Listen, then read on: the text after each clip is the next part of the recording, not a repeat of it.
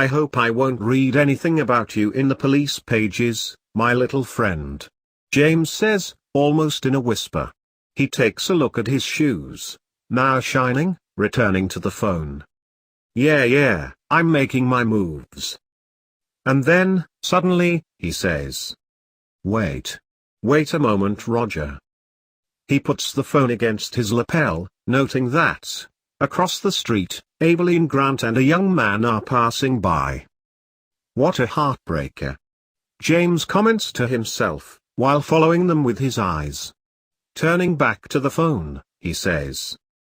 You have no idea who just walked past by me. The phone squeaked what sounded like a question from the person on the other end of the line. The heiress of the majestuous, walking hurriedly as if fleeing the 14th alley. Another sound like a question is heard, and James says. And do you know any other girl in the city who always wears a suit? Maybe I can clarify this story about her being engaged. I don't know what it is. There's something different about her. Do you remember how she wrecked a car with an umbrella? It was so senza. Ah. The rod. Geez, these women change fashion at the same speed my mother dyes her hair. Heavens take her, said James, casting a look towards the sky. When he sees them disappear around the corner, he announces. I better speed up. We'll talk later, so I can tell you how this scoop turned out. What? No way. 2-0 for the Benedictines. Weishaupt is playing today. He hangs up the phone, and leaves the booth, hurrying to catch them up. As he walked down the street, Andrew, glancing casually at the girl, noticed something, and gave her a nudge to say. Your moustache. Alerted, Abeleen touches her face, noticing the moustache has fallen. She searched her clothes, realizing it wasn't there. She decided to take a few steps back, finding it on the ground, looking like a strange and disgusting insect. Oh dear, it must be full of. She comments. She hesitated for a moment, but it seemed its use was really essential. With some disgust, she picks it up and blows it on, putting it on. They move forward then. On Councillor Flood Street, where they were, there was a good amount of restaurants and snack shops to choose from, but Abeleen seemed to have an encounter at the Pimundas. A bell sounded as they entered. 3 of its 5 emerald green tables occupied.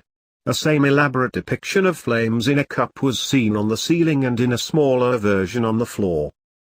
She looked around, as if looking for someone, then walks with Andrew to the vacant table against the window, where they sit. While Abeleen, after firming her moustache again, reads the menu, a herd of about 20 sheep passed by with a shepherd, staff and all, in front of the window. The unusual image caught Andrew's curiosity, but given the indifference of Abeleen and the others there, he suspected it was better to avoid commenting. But he allowed himself a question. Don't you find anything weird about this place?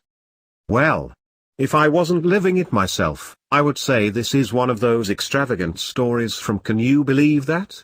Magazine. I don't read it. A friend of mine with a dubious taste tells me the cases when she wants to provoke me. Abeleen signals to the attendant, ordering an Ouroboros, and a certain man in an overcoat decided it was time for him to check the establishment, sitting in one of the tables. Why don't you choose something? I'm paying.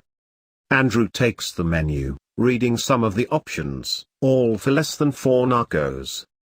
Frothy elemental in rubido or albedo. Philosopher's wraps.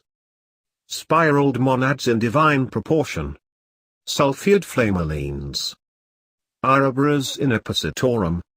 Divinations with quintessence a la Maya. Traditional hermetic luni. Ginger homunculi. It would help if it showed some pictures. Andrew commented. I'll let you taste mine, and if you like it, order one like it, said Abeleen, nodding to the attendant, who went fetch the order.